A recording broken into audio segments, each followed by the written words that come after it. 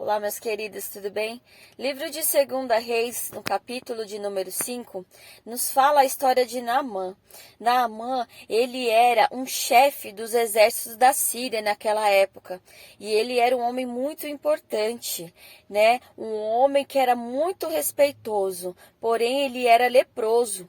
E a Bíblia vai nos falar, então, que certa feita, uma de suas servas, ao qual ele tinha levado para servir a sua esposa ali, aonde ele morava, ali na sua casa, ela era uma menina, e era uma menina que foi tirada cativa do seu povo para ser escrava, né, num povo desconhecido. E essa menina, então, conhecendo o seu senhor, ele fala para sua senhora, que era a mulher de Naamã, que se Naamã conhecesse o homem de Deus, que era o profeta Eliseu, que ele poderia curá-lo da lepra. Então a Bíblia vai nos dizer que Naamã vai até o profeta para que ele viesse ser curado, para que ele viesse receber a sua cura.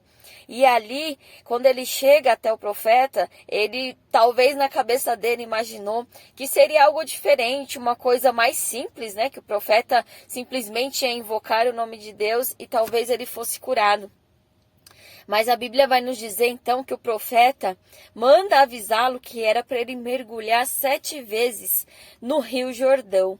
E ali Naamã fica revoltado, porque o Rio Jordão ele era um rio muito sujo, né? E existia rios mais limpos, né? Rios de Damasco, a Bíblia vai falar. Então um dos servos de Naamã, que estava ali com ele naquele momento, fala para ele: Senhor, mas se o profeta te pedisse algo mais difícil, o Senhor não faria? Quanto mais mergulhar 7 vezes no rio para ser limpo. E ali então Naamã vai até o Rio Jordão e começa a mergulhar a primeira, a segunda, a terceira, até mergulhar a 7ª vez. E a Bíblia vai nos dizer que na 7ª vez que ele mergulhou, então ele foi curado. Então nós podemos aprender com essa passagem a importância de sermos perseverantes naquilo que Deus colocou ao nosso coração.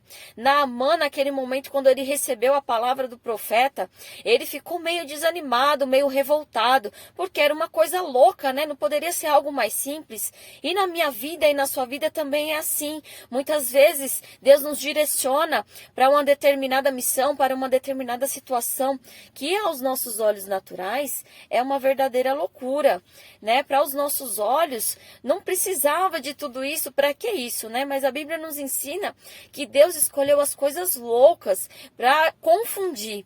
Então nós precisamos estar atentos sobre isso. Então não fique achando que aquilo que o Senhor colocou o seu coração para fazer talvez seja uma loucura. O homem natural olhando, fale que você está louco, que você está louca, mas mantenha o seu propósito. Então Naamã, ele teve um incentivo que foi do seu servo, que foi lá e incentivou a ele a ir lá e mergulhar, né? E na nossa vida Deus também sempre vai enviar aqueles que vai nos motivar a prosseguir. Tenha certeza que Deus ele sempre vai mandar alguém para trazer uma palavra para avivar a sua fé quando você está desanimado, quando você está cansado. Deus, ele é o nosso socorro bem presente.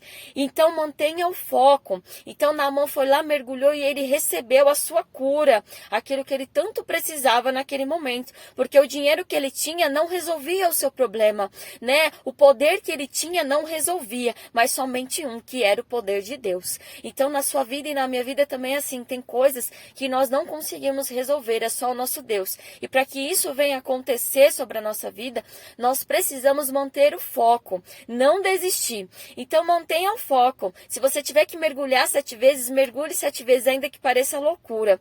Permaneça firme. Então Naamã mergulhou e recebeu o seu milagre, né? Ele pôde viver experiências. Entenda que talvez a dificuldade que hoje você esteja passando, por mais que seja difícil, é um momento para gerar o seu milagre, né? Para que o seu milagre ele venha a ser mais bonito, que o seu testemunho venha de ser ainda mais edificante para vidas. Tudo há um propósito de Deus. A Eclesiastes 3 nos ensina que há propósito para tudo, há tempo determinado para tudo, né? Sobre a nossa vida. E talvez o seu tempo hoje seja de choro, seja de sofrimento e de dificuldade, mas tenha certeza que este momento é para você se edificar, para você avivar ainda mais a sua fé. Porque a fé é o firme fundamento das coisas que nós esperamos, mas que nós não vemos, não estamos vendo. Então, o seu momento, o seu milagre, você precisa ter fé. Você não está vendo ele ainda, mas você precisa ter fé. Você tem que acreditar que vai acontecer. Porque o nosso Deus, ele é Deus de milagre. E Naamã, ele não conseguia ver com seus olhos naturais que ele ia ser curado. Mas ele recebeu sim a cura.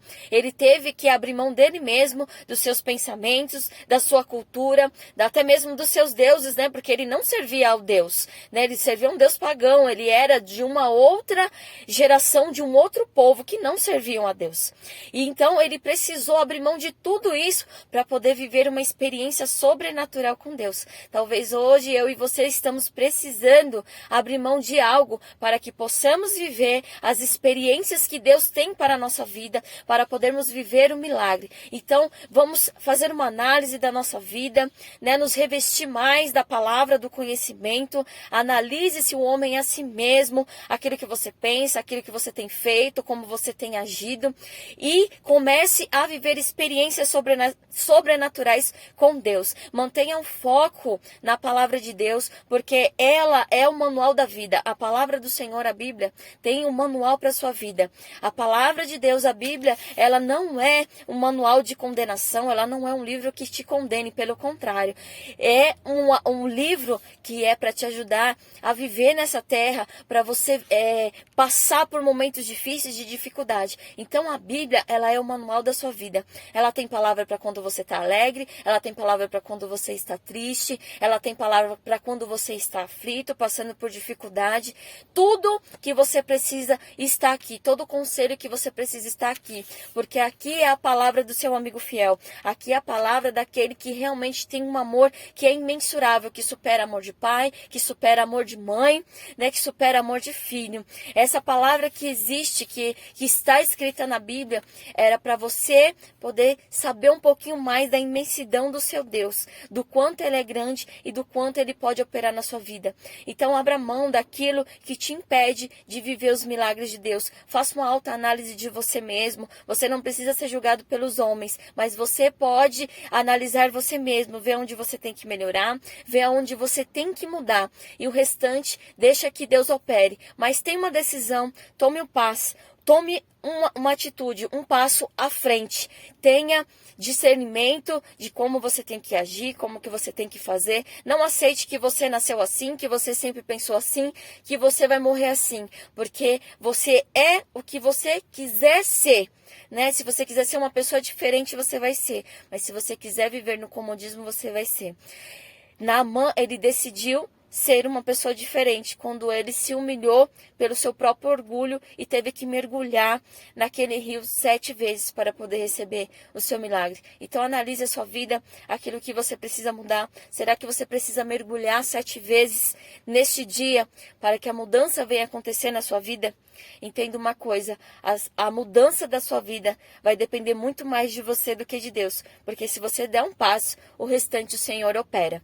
Então você fique com essa palavra. Se você já gostou dessa palavra, eu peço para você que compartilhe, já curte, ative o sininho de notificação, se inscreva no canal e compartilhe esse vídeo para podermos ajudarmos o maior número de pessoas. Fiquem com Deus.